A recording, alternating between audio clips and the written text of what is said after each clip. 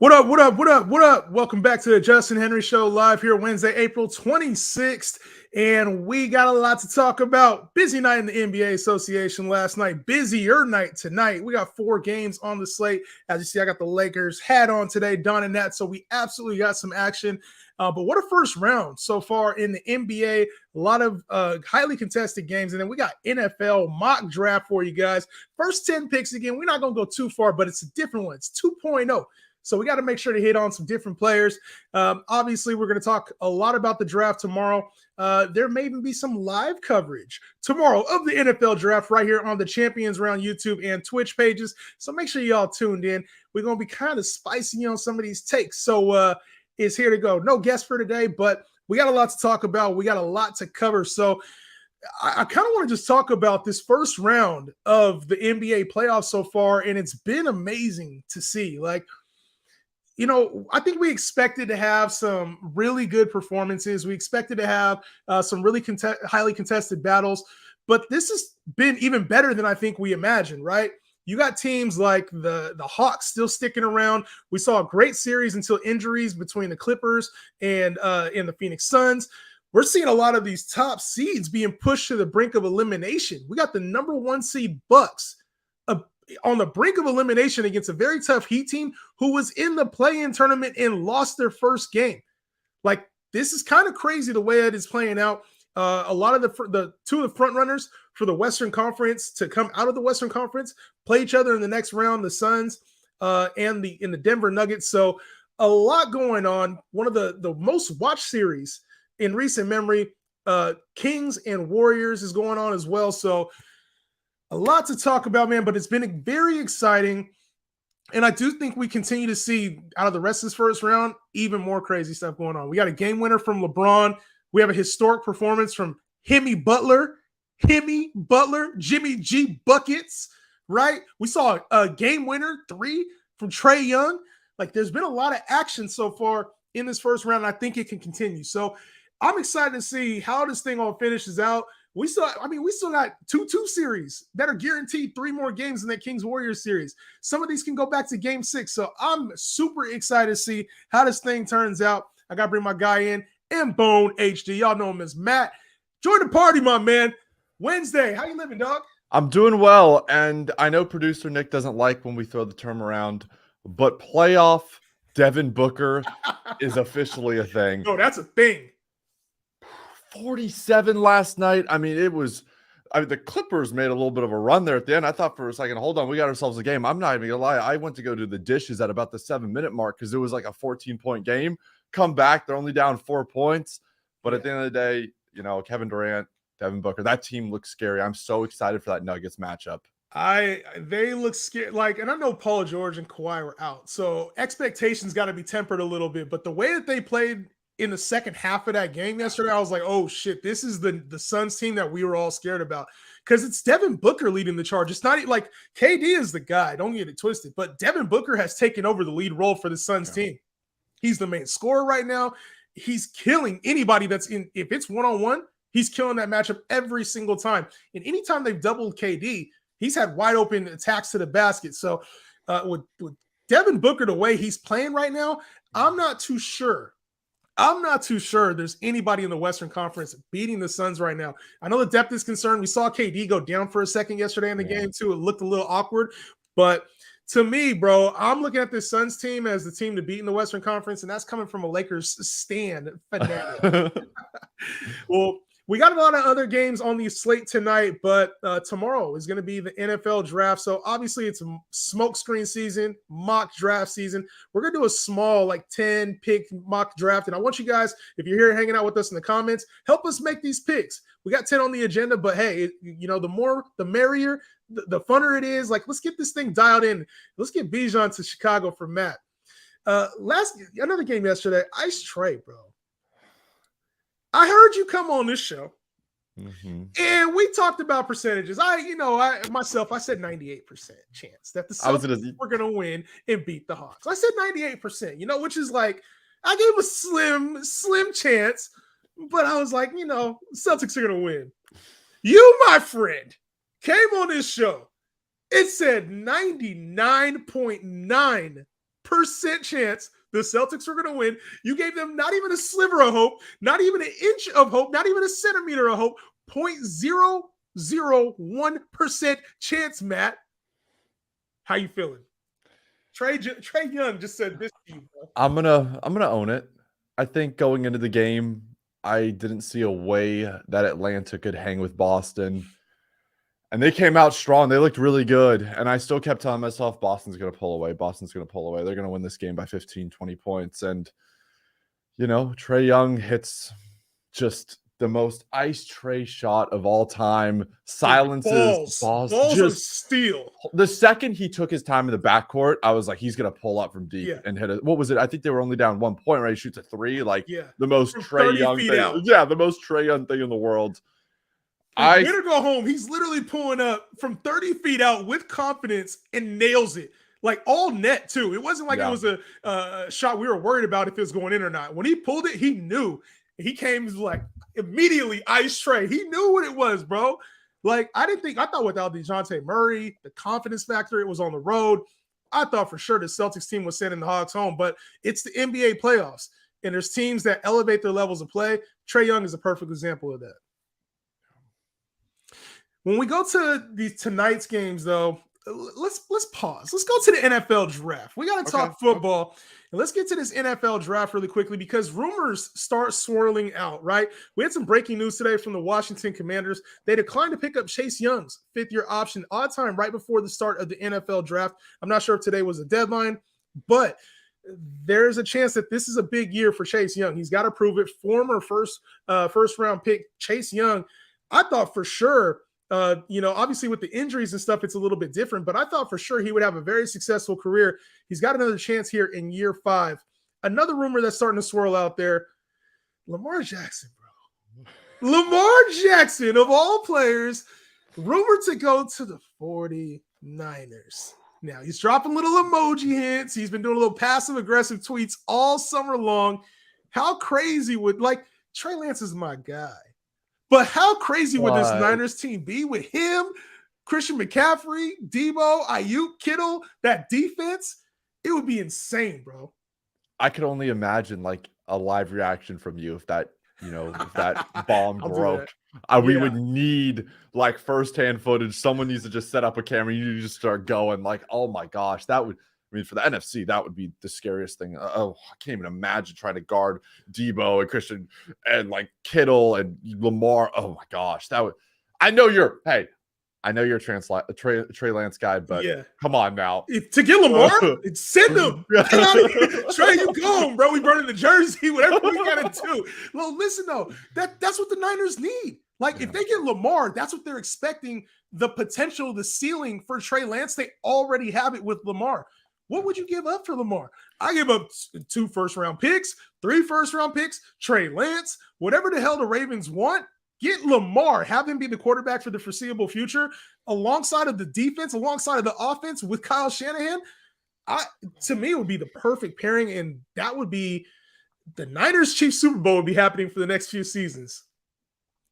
So, obviously, we're going to get all kind of rumors coming out. And, Matt, after I drop my mock draft, we're going to release some trades. Predict one trade that happens after this mock draft. I'm going to go through these names real quick. And the thing is, we can mock draft all we want. It's 1,000% going to change tomorrow. Trades are going to happen. Teams are going to move up. I expect this to be a very active NFL draft tomorrow, especially with the quarterbacks that are there. Some defensive players are probably going to end up slipping down. There's some positional players that have a lot of value. So let's dive into this. The number 1 pick. There's been a lot of rumors. We've seen CJ Stroud in this position at the number 1 pick for a lot of the time leading up to about 2 weeks ago this week. Bryce Young has taken over that spot. And even up until the last couple of days, we've had more rumors now. Will Levis is expected to go number 1 in some circles. There's been Reddit threads. There's been a lot of talk on Twitter. The Carolina Panthers are taking Bryce Young. I think it's all smoke screens. I don't really see any other. I don't think you make that kind of move, that kind of trade, and have a little bit of questions about if you're taking your guy or not. The Panthers move up to number 1 to go get Bryce Young. Number 2, where there's smoke, there's fire. And the Houston Texans, they need a quarterback. But CJ Stroud has been in this spot. We've seen Will Anderson be mocked here a lot during the offseason. But I think these Will Levis rumors are legit. It'll be the number 2 pick. I'm just not sure if it's going to be the Texans. But for all intents and purposes, somebody's going to move up to this number 2 spot and get Will Levis. Not sure what team it is, but I'm taking Will Levis, number 2, and I'm mocking him to the Texans, but it's more so to the 2nd spot in the draft. I think somebody's coming up to get their guy. The 3rd spot, Arizona Cardinals. Go defense, baby. When you got a lot of question marks on your team, address the defense. They already have their quarterback in Kyler Murray. They paid him. It's time to start building that defense up. J.J. Watt retired. Go get Tyree Wilson, best defensive player in the draft outside of Jalen Carter. With less question marks. Edge out of Texas Tech. At 4, the Indianapolis Colts.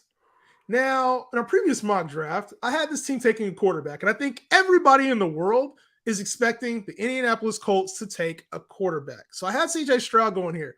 But there's been some concerns, a lot of negative things that have come out about CJ Stroud. I'm not sure if this is to lower his draft stock or if this is just a lot of concerns that were in the pre-draft evaluation that are coming to light now. I'm going to go with the most athletic quarterback in the game today. He is already. Even after just going to the NFL Combine, he is now the most athletic quarterback in the game. Anthony Richardson, quarterback, Florida. I think he takes his Colts team to a new level. I see the surprise on your face. Go ahead. Go ahead. Wow. You've changed it up a little bit. We did a mock, a week ago? Oh, this is mock draft 2.0. Okay. Keep going. I don't want to get in the way. Change. Keep it going. Number 5.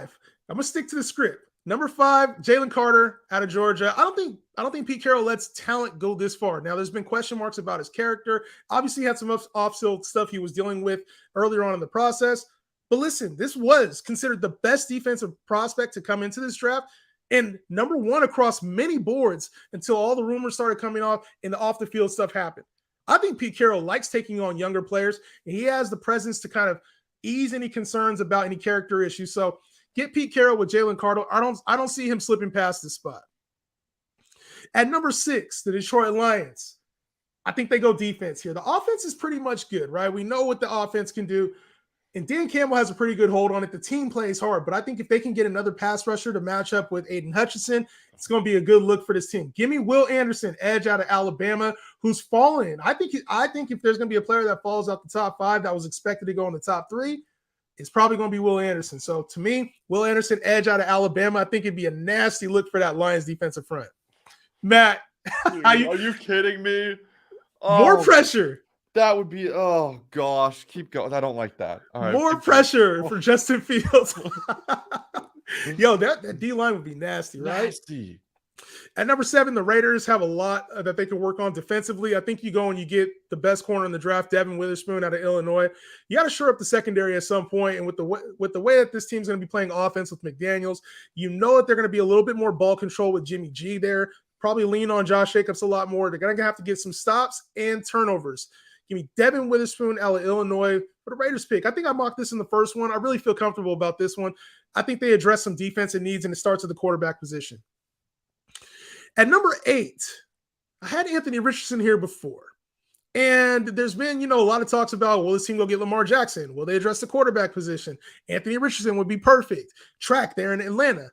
Now I like a lot of that, but I also think defense wins championships. And if they really do believe in Desmond Ridder, which could be smoke, it could be a real thing. They haven't been aggressive in looking for even a backup quarterback that really fits the mold. I don't think it's a bad move going and getting some more defensive prowess. Nolan Smith, edge out of Georgia, going to Atlanta in this mock draft. I think they start to work on that defense. They've already done so going and trading for Jeff Okudah this offseason, who, fell out of favor there in Detroit. But I still think he could be, a decent piece there for this defense, especially if they can get a little bit more pressure. Number 9, the Chicago Bears are on the clock. Now, for the sake of this show, I would have went offensive line. But for the sake of this show, I got to make my co-host happy. We gotta see some smiles in the building. Get some real. This ain't real analysis. This is what I want to happen. And one of our counterparts at Champions Round wants this to happen a lot. Jason Gold said he wants this to happen a lot. We're not gonna talk about why, but just know Gold is in his last name. Bijan Robinson to the Chicago Bears, running back out of Texas. Let's make it happen. How you feeling about that? You think it can happen? I'm fully in now. Like, I understand that an offensive lineman would not be a bad pick, but I want chaos. I want to bring Bijan. Like, I've never had like my favorite college team picks like the best player out of Texas, and God knows how long it's been, and he comes to the Bears. Like, that to me, I'm fully in on the Bijan train. Bijan in Chicago would be nice, man. And the thing is, like, I don't think it's that far fetched. I have my concerns about Bijan going in top 10. Like, although for those fantasy and dynasty players, I don't really see that happening. Like, it would take a team like the Bears or the Eagles to take him, but there's other needs that they can address that I think are a little bit more important, especially when it comes to the Bears. They already went and got DJ Moore in the offseason, added Robert Tonyan. So the offensive passing pieces are there. If you go and get these passing pieces, they added Chase Claypool last year. What do you have to do? Protect the quarterback.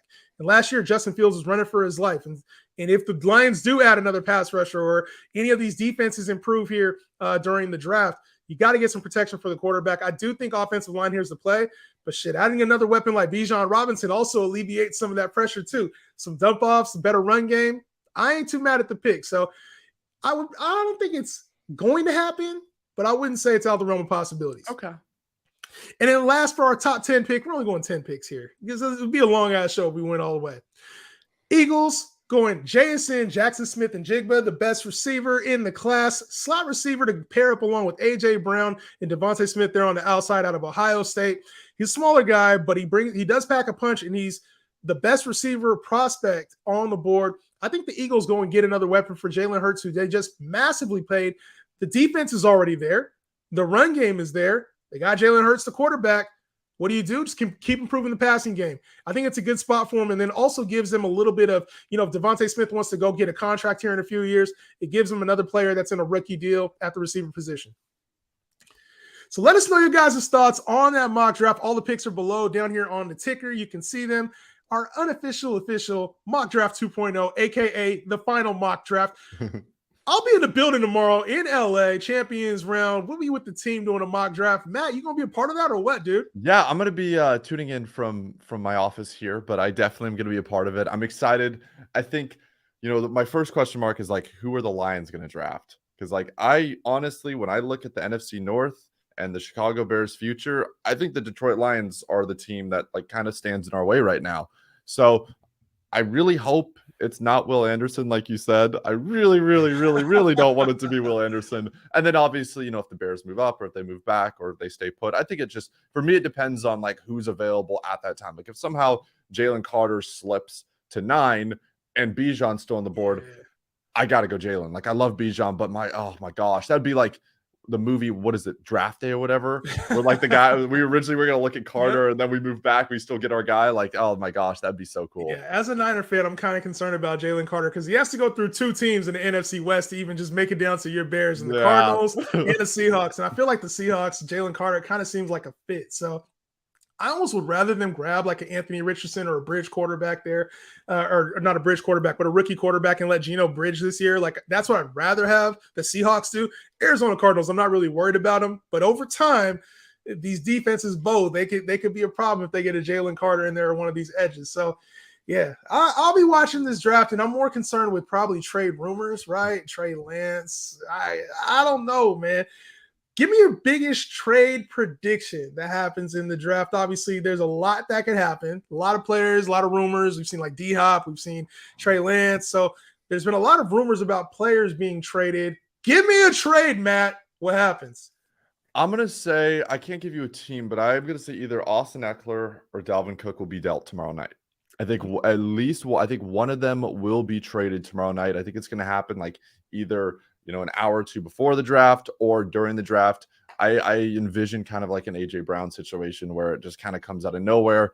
And the next thing you know, one of those top running backs are on the move. I feel like Eckler's the guy. So mine was going to be Eckler. If Bijan doesn't go to the Bears and they address online, I think Eckler goes with one of those picks they acquired. Like I feel like it'd be a good move to get a pass catching back. So I kind of feel like Eckler to the Bears. There was a little bit of smoke there earlier on when he first announced the trade request. How dynamic would that be? Like bringing veteran leadership to your Bears, bro.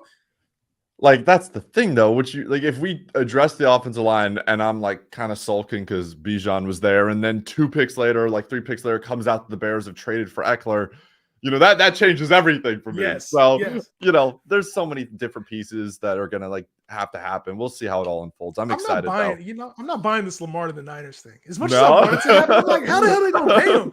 Dude wants over 250 guaranteed. How the hell would they pay Lamar going to the Niners, bro? Like the Niners already stressed for cash, got to pay players. So I'm kind of curious on how that would all work out. Like we already traded picks to get Trey Lance. We ain't got no whole lot of money. It's not adding up to me. Rumors, these kind of seem like some bullshit rumors. I ain't gonna lie.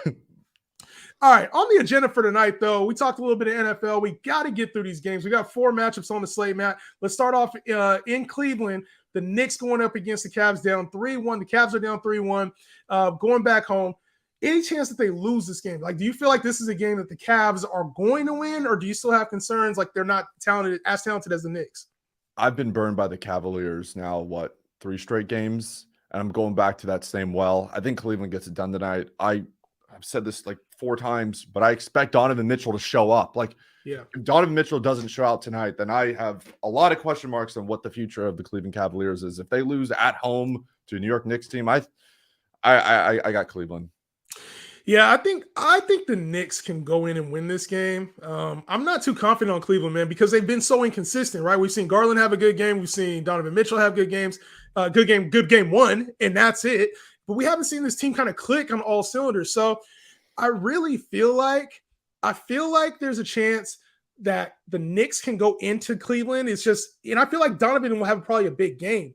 It's just, will Garland step up? Will Caris LeVert? It's like this team has to do it all at once, and I'm not sure it happens. So have my concerns. I kind of got the Knicks in this one. I know it's probably one of the casual takes, but at the same time, I think that they're a better team right now. They're playing better basketball. Let's move on to the Bucks and the Heat, where we got Jimmy Butler up against Giannis, bro. And I expect the Bucks. You talked about Cleveland taking care of home court. I think the Bucks handle home court for sure. They had a nice lead in that game too, in game 4, and just let the Heat kind of take over. Momentum carried, but I think the Bucks definitely aren't getting knocked out tonight. If it happens, that'd be the craziest thing to happen. A play-in team knocking off the number 1 seed, that would be incredible. But no, I don't see that happen. I think the Bucks handle business tonight. Yeah, the Bucks had control of basically that entire game on the road, and then just let it slip. If they lose tonight and they go out, then that's one of the biggest storylines we've seen in the NBA playoffs in a long time.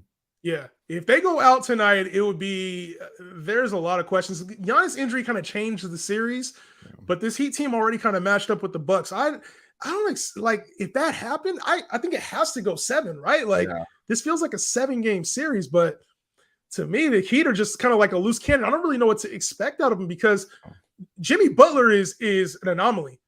If he could go for 50 again, like it wouldn't surprise anybody if he went for 50 again or had another monster game. So just 1 out of 3 games, they got to have playoff Jimmy come alive. That's all they need, right? All right, the last 2 series are probably my favorite. I saved the best for last on this episode. Sacramento Kings against the Warriors. De'Aaron Fox expected to play. He was doubtful, but I got some insiders with the Kings. We had a guy on the show, Leo Bias. He's an insider. We had some insiders on the Kings. De'Aaron Fox is playing. Straight up was asked yesterday after practice. He shot with an adjustment. He has a bandage or some kind of bracket on his finger now, so he's going to be able to shoot. But De'Aaron Fox expected to play, not super limited, but this is a big game. 2-2 series. Home court has been prevalent throughout this entire series. Both teams have won their home games. The Kings are going to win the game tonight. The Kings are going to win. I think the energy is going to be electric. De'Aaron Fox pulls in a hero performance. Like, the one player I'm concerned about is Domantas Sabonis. I am concerned about him because he hasn't been playing at a very high level this series, not the level he did during the regular season. But I do think we can expect Sacramento Kings energy is going to be there. And De'Aaron Fox in clutch time, he don't miss, bro. I'm going to have to go on the other side of that. I got Golden State tonight. I think we see a Game 6 Clay performance like he and OKC. I think he has like 10 3-pointers, But it's And only game 5, though. I know it's only game 5, but here's my thing, okay?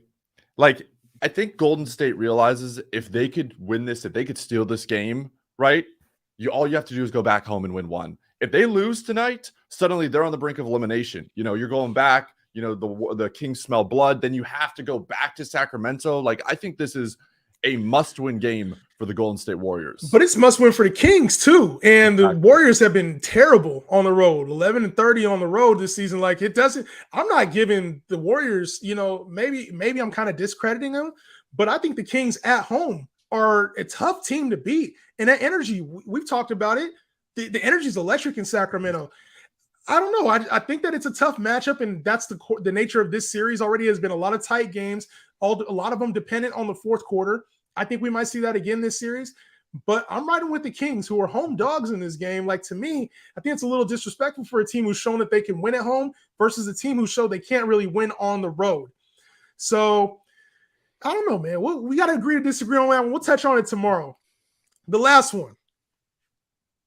This is a Laker hat, by the way, if you can't tell. Lakers, Grizzlies, baby. Does it end tonight, Matt? Because I got, Memphis at home is tough. 35-6 at home. I want it to end tonight, but I don't think it does. I think we're going to see it go back to LA, and then LA is going to finish them off. Memphis is a team, as much as I talk trash, not talk trash, but as much as we like to hate on Memphis, they are a good basketball team, and they have, a lot of good things going for them. And, they played LA incredibly tough last game. And I think the energy, the crowd in Memphis is going to be there. And I expect them to take care of the game, to take care of business and force a game 6. I do too. And Memphis has been tough. They've had their back against the wall before. It's a gritty team. And it wouldn't surprise me if you see a little letdown performance from the Lakers. A lot of emotional highs over the first 2 home games for them.